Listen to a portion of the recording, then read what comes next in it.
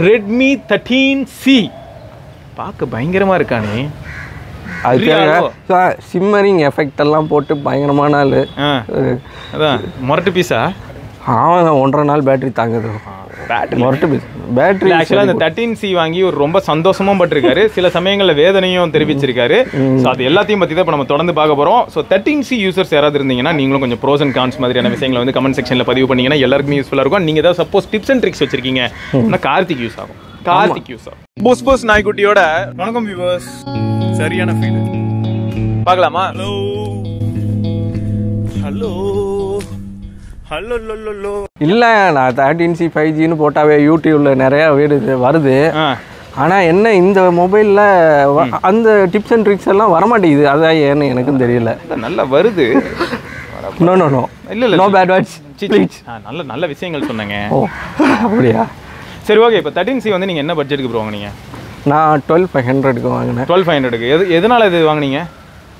அந்த சோக கதையே. சரி, அது இன்னொரு வீடியோ இருக்குங்க, நான் டேக் பண்ணுறேன். SRK அந்த தம்ப்நெயில போட்டுடலாம். ஓகே. பிக்சலை பறி கொடுத்த கார்த்திக் இப்போ 13C வாங்கிட்டாருங்க. 12,500 ரூபா. இந்த 12,500 ரூபா ஒரு ஒர்த்தான இன்வெஸ்ட்மெண்ட்டாக இருந்ததா இல்லையா அப்படிங்கிறத மட்டும் சொல்லுங்க. 50-50. ஏன் மஸ்கா சஸ்கா இல்லையா? இல்லை, 50-50க்கு அப்புறம் தான் maska chaska. Very very tasty. சரி ஓகே. இது இப்போ எப்படி அப்போ அந்த 50-50 என்னன்றதையும் எக்ஸ்பிளைன் பண்ணுங்கள். 13C இப்போ சப்போஸ் யாராவது வாங்கினா யாருக்கு வாங்கலாம், எப்படி வாங்கலாம்? அதாவது நீங்கள் வந்து நான் கேம்ஸ் எல்லாம் விளையாட மாட்டேன். நான் வந்து only media consumption. Okay. Plus நான் சும்மா ஃபேஸ்புக்கு, யூடியூப்பு அந்த மாதிரி ஒரு 420p அந்த மாதிரி வீடியோ மட்டும்தான் நான் பார்ப்பேன். ஓகே. எனக்கு பெருசாலாம் ரொம்பலாம் இந்த ஃபோன்லேயே தான் குடியாக இருப்பேன் அப்படிங்கிறவங்களுக்கு தயவு செஞ்சு இது வாங்கிடாதீங்க.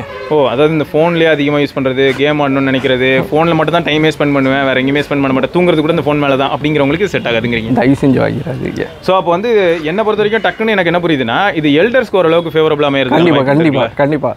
இப்போ அம்மா மாதிரி ஆளுங்களுக்கெல்லாம் இது அவங்களுக்கு வாட்ஸ்அப்பு, யூடியூப்பை தவிர அவங்களுக்கு வேறு எதுவுமே தெரியாது. ஆமாம், 100% கண்ணை முடிக்கிட்டு வாங்கி கொடுத்துடலாம். ஸோ அதுக்கெல்லாம் நல்ல ஃபோன். நல்ல ஃபோன். ஸோ இப்போ இந்த இடத்துல இன்னொரு கேள்வி என்னன்னா ப்ரோ, இப்போ 12,500 ரூபாய் அப்படிங்கிற பிரைஸ் வந்து கொஞ்சம் ஹெஃப்டியான ஒரு பிரைஸ் தான் ப்ரோ. அது மட்டும் இல்லாமல் நீங்கள் ஆஃப்லைனில் வாங்கியிருக்கீங்க. ஏன்னா இந்த 12,500 ரூபாய்க்கு வேற என்ன டிவைஸ்லாம் இப்போ மார்க்கெட்டில் இருக்குது அப்படின்னு பார்க்கும்போது, ரியல்மிலையும் வந்து இப்போ ரீசெண்டாக 12Xன்னு சொல்லிட்டு ஒரு 5G ஃபோன் இருக்குது. 6100 ப்ளஸ் என்னமோ நான் வாங்குறதுக்கு முன்னாடியே நோக்கியாவில் ஒன்று இருக்குது. நோக்கியாவில் ஆக்சுவலாக இப்போ வரைக்குமே இருக்குது. நோக்கியா G42ன்னு சொல்லிட்டு ஒரு ஃபோன். அது ஏன்னா HD ப்ளஸ் டிஸ்பிளே. ஸோ அதனால மட்டும் தான் அது எப்பயுமே யோசிச்சுக்கிட்டு இருந்தேன், HD ஃபோன் எதுக்கு ரெக்கமெண்ட் பண்ணணுன்னே. பட் மற்றபடி பேட்டரி லைஃப் அண்ட் பர்ஃபார்மன்ஸில் அது அல்ட்டியான ஃபோன். 480+ ரொம்ப பவர்ஃபுல் தான். அதே சமயம் இப்போ வந்து மோட்டோரோலால G34 அப்படின்னு சொல்லிட்டு ஒரு ஃபோன் இருக்கு. அது வந்து Snapdragon 695 பவர்டு. ஸோ அதுவும் one of the best phone தான். இதெல்லாம் தாண்டி இந்த ரெட்மி இருக்கு பார்த்தீங்களா, இதுலேயே வந்து ரெட்மி 12 5Gன்னு சொல்லிட்டு ஒரு ஃபோன் இருக்கு. இந்த ரெட்மி 12 5G ஒரு வாங்கியிருக்கலாமே அப்படின்றத ஏன் மனக்குமரல். ஏன்னா 13C வந்து நம்பர் வைஸ் பார்த்தா 13 வந்து லேட்டஸ்ட் சீரிஸ் அப்படின்னு சொல்லிட்டு நம்ம சொல்லிக்கிட்டாலும், அந்த ரெட்மி 12 5G பார்த்தீங்கன்னா Snapdragon 4 Gen 2 powered, Full HD display தான். ஸோ அதெல்லாம் வச்சு பார்க்கும்போது அது பெட்டரான. ஆக்சுவலாக இந்த ப்ராசஸோட எனக்கு தெரிஞ்சு 4 Gen 2 நல்ல பர்ஃபார்மன்ஸ் ஓரியன்ட். நீங்கள் கேமே நல்லா ஒரு லோ செட்டிங்ஸில் வச்சு கேமே 4+ Gen 1ல நல்லா விளையாண்டு போயிடலாம். 4 Gen 2ல விளையாண்டு போயிடலாம். ஈக்குவலிங் எனக்கு தெரிஞ்சு 695க்கு ஈக்குவல் இருக்குமா ப்ரோ? இல்லை அதோட ஓரளவுக்கு அது அளவுக்கு வரலனாலும் வரும். ஓரளவுக்கு பர்ஃபார்ம் பண்ணும். 4 Gen 2 ஓரளவுக்கு பர்ஃபார்ம் பண்ணும். ஆமாம், 4 Gen 2ங்கிறதுனால உங்களுக்கு அதோட டவர் கவரேஜ் எல்லாம் சூப்பராக இருக்குது. ஏன்னா Snapdragon and a very power efficient MediaTek Dimensity 6100+ 5G chipset powering you throughout the entire day. சரி, இப்போ தீம்லாம் போட்டிருக்கீங்க போல. HyperOS வந்து. ஆமாம், இவர் தான் HyperOS இல்லை, இது நார்மல் MIUI தான். Android 13 built on MIUI 14.0. So ஆனால் ஆக்சுவலாக உங்களுக்கு வந்து HyperOS லிஸ்ட்டில் இருக்குன்னு நினைக்கிறேன். இருக்கு. ஆமாம், வெயிட்டிங் ஃபார் த அப்டேட். 14ல ஐ மீன் HyperOSோட வரும். ஆமாம். இதில் இன்னொரு ஹைலைட் என்னன்னா, நான் வந்ததுலேருந்து பார்த்துட்டு இருக்கேன், 5G வந்து கன்சிஸ்டண்டாக இருக்குது, சிக்னல்லாம் சூப்பராக இருக்குது. அண்ட் பேட்டரி லைஃப் வந்து அந்த 35 இருந்து 35ஆகவே தான் இருக்குது. இப்போ ஒரு நேரமாக நான் பார்த்து. ஆமாங்க, அதை நான் சொல்ல மறக்கேன். இது என்னோட அனுபவம். நான் என்னோட சொந்த ஊர் புதுக்கோட்டை, உங்களுக்கு நிறைய பேருக்கு தெரியும். நான் வந்து இங்கே எக்மோரில் பல்லவன் எக்ஸ்பிரஸில் 40%ல் ஏறினேன். TWS ஃபுல்லாக ஊர் போகிற வரைக்கும், ஐ மீன் ஒரு 6 hours போயிருக்கோம். 6 hours-ம் ப்ளூடூத் கனெக்ஷனில் தான் இருந்துச்சு. வைஃபை நான் அமத்தல, ஜிபிஎஸ் எதுவுமே அமத்தல, அப்படியே இருந்துச்சு. ஸோ எல்லாமே ஆனில் இருக்குது. ஆனில் இருந்துச்சு. மொபைல் டேட்டாவும் ஆனில் இருக்குது. மொபைல் டேட்டாவும் இப்போது பேக்ரவுண்டில் ஓடிக்கிட்டே இருக்குது. யூடியூப் மியூசிக்கில் ஃபுல்லாக சாங்ஸ் கேட்டுக்கிட்டே வந்துக்கிட்டு இருந்தேன். வீட்டுக்கு போகல 20% ரிமைனிங் இருந்துச்சு. ஸோ 20% தான் 6 மணி நேரத்தில் ட்ரெயின் ஆச்சு. இத்தனைக்கும் யூஸ் பண்ண இத்தனையும் ஹெவி யூசேஜ்னு கூட கேம்லாம் இல்லை. சரி, அட்லீஸ்ட் ஆனால் இந்த இடத்துல வந்து ட்ராவலில் ஒரு பெரிய ஹெவி யூசேஜ்னா நான் என்ன சொல்வேன்னா, நம்ம வந்து 2G ஃபோர்ஸ் பண்ண மாட்டோம். ஸோ டவர் சுவிட்ச் ஆகிட்டே இருக்கும். 4G போகும், 5G போகும், 2G போகும், 4G 5G 2G இருக்கும். அதனால தான் மெயினாக வந்து பேட்டரி ரொம்ப அதிகமாக கன்சியூம். ஐயோ, அந்த விழுப்புரத்துலேருந்து செங்கல்பட்டு போகிறதுக்குள்ளே ஒரு ஃபோன் ஒரு அலரும் பாருங்க. அது என்னென்னா திடீர்னு பார்த்தா டவர் இருக்கும், திடீர்னு பார்த்தா டவரே இருக்காது. அந்த மாதிரி பாவமாக இருக்கும் ஃபோனை வச்சு பார்க்க. அடிக்கிறானே என்னைய அப்படின்னு. நான் பிக்சல் 7 வச்சுருந்தேன். அது என்னென்னா 99% இருக்கும். செங்கல்பட்டுக்கு ரீச் ஆகிறதுக்குள்ளே 65%லாம் வந்திருக்கு. பிக்சல் 5 7. ஓ 7, நான் கூட 5 நினைச்சேன். சாரி, பிக்சல் 5 சூப்பராக எனக்கு இருந்துச்சு. பிக்சல் 5 நல்ல ஃபோன், 4000 mAh. அதை கொடுத்துட்டு நான் இன்னமும் நான் வந்து ஃபீல் பண்ணிக்கிட்டு இருக்கேன். பிக்சலை பறி கொடுத்த கார்த்திக். சரி, இது டிஸ்பிளே வந்து ஆக்சுவலாக பார்த்தீங்கன்னா ஹை ரெஃப்ரெஷ் ரேட் வர இருக்குல்ல ப்ரோ? ஆமாம், 90 ஹெர்ட்ஸ் இருக்குது. ஓகே, ஸோ அதுவும் வந்து உங்களுக்கு ஆல்வேஸ் எனேபிள்டு தான் இல்லையா? ஆமாம், நான் எந்த செட்டிங்கும் நான் பெருசாக மாற்றவே இல்லைங்க.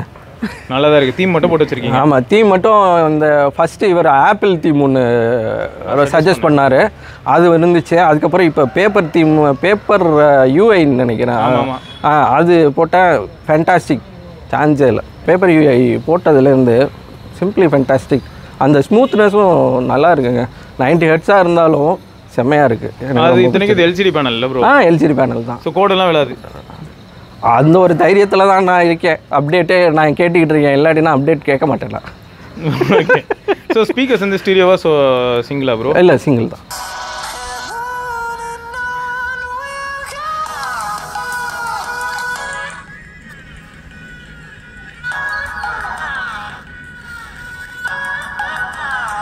சிங்கிள் ஸ்பீக்கர், 3.5mm ஜாக் இருக்கு. ஆமா, பின்னாடி 50 மெகாபிக்சல் கேமரா வேற இருக்கு. அது கூட ஒரு ஏஐ கேமரா இருக்கா என்ன? 2 மேக்ரோ வாட் கம்பி டெப்தா? அது 2 மேக்ரோ டெப்தா அதெல்லாம் நான் போட்டவே எடுக்கவே இல்லைங்க. ஆனா அந்த 50 மெகாபிக்சல் அது ஓரளவு சேச்சுரேஷன் வைஸ் ஓரளவு இந்த ரேட்டுக்கு என்ன செய்யுமோ என்ன பண்ணணுமோ அது பண்ணுது. Front camera bro? Front camera no comments, simply வேஸ்டா. நான் வந்து ஆக்சுவலாக பிக்சல் 7 யூஸ் பண்ணதுலேருந்து நான் செல்ஃபி எடுக்கிறதே விட்டுட்டேன். இல்லை, பிக்சல் 7 அங்கேருந்து நான் எங்கே வரேன் பார்த்தீங்களா? பிக்சல் 7 ஆரம்பிச்சு 13C வந்திருக்கேன். பிக்சலை பறி கொடுத்த கார்த்திக். சிலது எடுத்து பார்த்தேன், ஓரளவு டீசெண்டாக தான், ரொம்ப கேவலமாலாம் இல்லை. வீடியோ நான் எடுத்தே பார்க்கல, 1080 60 fps தான். ஃப்ரண்ட்டில் அதான் நான் செல்ஃபியே எடுக்கிறதில்ல. ஸோ அதில் என்ன இருக்குன்னு கூட எனக்கு தெரியாது. 720 1080 கூட தெரியாது. பிக்சலை பறி கொடுத்த கார்த்திக். ஸோ ஓவராலாக பார்க்க போனால் இந்த ஃபோன் எப்படி இருக்குன்னு பார்த்தீங்கன்னா, ஒருவேளை இதில் ஆண்ட்ராய்ட் கோ மாதிரி இருக்குமானா அப்படிலாம் கிடையாதுங்க. எல்லாம் இதாக இருக்குது, எல்லா ஃபுல் ஃபங்க்ஷனல் வெர்ஷன். டிஸ்பிளே பொறுத்த வரைக்கும் பார்த்தீங்கன்னா அதுலேயும் பெரிய பிரச்சனைன்னு கிடையாது. எல்சிடி பேனல் தான், அவுட்டோர் விசிபிலிட்டி ஓகே, பட் ரொம்ப பிரைட்டான பேனல் கிடையாது, அது ஞாபகம் வச்சுக்கோங்க. ரெண்டாவது ரியர் கேமரா வந்து 50 மெகாபிக்சல் பிரைமரி ஷூட்டர்லேருந்து எடுக்கிற ஃபோட்டோஸ் ஓரளவுக்கு ஓகே. அண்ட் ஃப்ரண்ட் கேமரா பொறுத்த வரைக்கும் பார்த்தீங்கன்னா செல்ஃபி இப்போ எடுத்து பார்த்தா ஓரளவுக்கு ஓகே. ஸோ அப்படியே எக்ஸ்ட்ரீம்லி குட் அப்படின்னு சொல்ல முடியாது. ஸ்பீக்கர்ஸ் பொறுத்த வரைக்கும் பார்த்தீங்கன்னா மோனோ ஸ்பீக்கராக இருந்தாலும் ஓகே. 3.5mm ஜாக் இருக்குது. அண்ட் சார்ஜிங் பொறுத்த வரைக்கும் பார்த்தீங்கன்னா உங்களுக்கு ஓரளவுக்கு ஸ்லோவாக தான் சார்ஜ் ஏறும், ஆனால் பேட்டரி நல்லா நிற்கும் அப்படிங்கிறது ஞாபகம். பேட்டரி நல்லா நிற்கும். டவர் கொஞ்சம் டிமென்சிட்டினாலங்கிறதுனால கொஞ்சம் டவர் கோளார் பண்ணுது. பட் ரொம்ப பிரச்சனையெல்லாம் இல்லை. எங்கள் வீட்டுக்குள்ளேயே ஓரளவு ஒவ்வொரு பிக்சல் 7 கிடைக்காத இடத்துல கூட இதில் கிடச்சிது. ஸோ இது வந்து யாருக்கு அசிங்க அப்படின்னு கேட்டிங்கன்னா, டென்சார் கூகுள் ஒர்க் பண்ணு, ஒழுங்காக ஒர்க் பண்ணு. ஏன்னா டிமென்சிட்டியே நாங்கள் வந்து இப்போ கிட்டத்தட்ட கொஞ்சம் கல்வி தான் ஊற்றிட்டு இருக்கோம். மீடியாடெக் SoCs எல்லாத்துலேயுமே வந்து மோடம் கொஞ்சம் வீக்காக தான் இருக்குது அப்படின்னு இருக்கிற நேரத்தில் எனக்கு டென்சார் யூஸ் பண்ணதுனால இது ஹீலியோ எனக்கு வந்து டிமென்சிட்டி வந்து நல்லா பர்ஃபார்ம் பண்ணுற மாதிரி தெரியுதான்னு தெரியலை. அதனால நீங்கள் வந்து கோச்சிக்க கூடாது. ஆனால் சிக்னல் பார் வந்து ஃபுல்லாக தாங்க இருக்குது. ஃபுல்லாக தான் இருக்குது. இன்றைக்கி ஒரு வந்து ஜியோ யூஸர்னு நினைக்கிறேன். இல்லை, ஏர்டெல். நோ ப்ளீஸ், என் ஜியோன்னு சொன்னால் ஏன் பதறீங்க? ஜியோ வந்து iPhone 6s அதில் வச்சிருக்கேன். iPhone 6sல அது ஏன் உயிரோடு இருக்குது? சரி, மொத்தம் வந்து பார்த்தீங்கன்னு நான் நீங்கள் கேட்டிங்களா இந்த விஷயத்தை சொல்லிடுறேன். iPhone 6sல ஜிபே ஒர்க் ஆகலை, பேடிஎம் எதுவும் ஒர்க் ஆகலை. ஆனால் வந்து இன்னொன்று என்ன, ஃபோன்பே ஒர்க் ஆகுது. ஃபோன்பே மட்டும் ஒர்க் ஆகாது.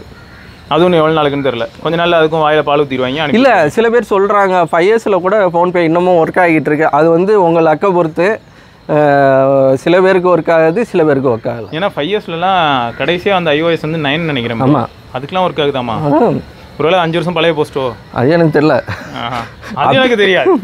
நோ, எனக்கு ஒர்க் ஆகுது, அவ்வளோதான். ஓகே.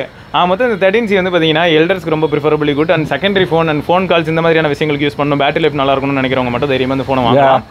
பட் எப்போ பாரு ஃபோன் தான் நோட்டு எனக்கு பெர்ஃபார்மன்ஸ் ரொம்ப முக்கியங்கிறவங்களா மோஸ்ட் எனக்கு தெரிஞ்சு பார்த்தீங்கன்னா 10,000 to 15,000 செகண்ட்ஸ் மார்க்கெட் இன்வெஸ்ட் பண்ணுறது தான் பெட்டர். ஏன்னா அங்கே தான் உங்களுக்கு ஓரளவுக்கு 8 Gen சீரிஸ், அதாவது 8 Genலாம் போக முடியாது, 8 சீரிஸ் ப்ராசர் எதாவது கிடைக்கும், 865 அந்த மாதிரியான 855லேருந்து ஒரு 888 வரைக்கும் கூட கிடைக்கலாம். ஆமாம், டிபெண்ட்ஸ் என்ன மாடலுங்கிறத பொறுத்து. பிக்சலை பறி கொடுத்த கார்த்திக்.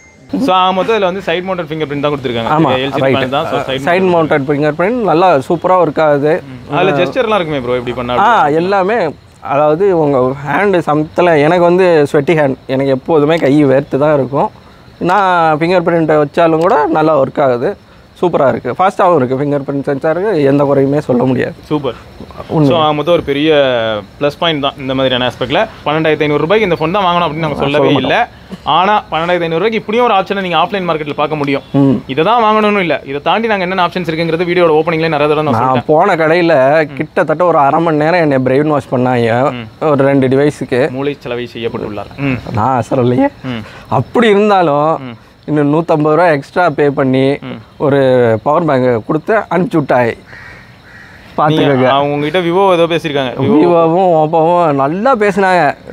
சார் இது என்ன சார், அங்கே பாருங்க சார் அப்படி இல்லை. இல்லை எனக்கே வருத்தமாக இருந்ததுங்க, இவர் இதை போய் வாங்கினாரா? இல்லை, அதுக்கு நோக்கியா G42 வாங்கி. ஆமாம், உண்மையிலே மோட்டோ G34 வாங்கியிருக்கலாமே, ஏன் அவசரம் இல்லை? அந்த நேரத்தில் எனக்கு அப்படியே ஒன்றுமே புரியலை.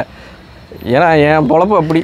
சரி, ஓகே, நாங்கள் இதுக்கு மேலே பேசணும், நாங்களும் அழுதுருவோம், நீங்களும் அழுதுருவீங்க. ஆல்ரெடி லைட்டாகவே இருக்குது. ஸோ இது தொடர்ந்து நம்ம இன்னொரு பதிவில் சந்திப்போம். அது வரைக்கும் சிவபாருங்க, கார்த்திக் பார்க்கலாம். பை.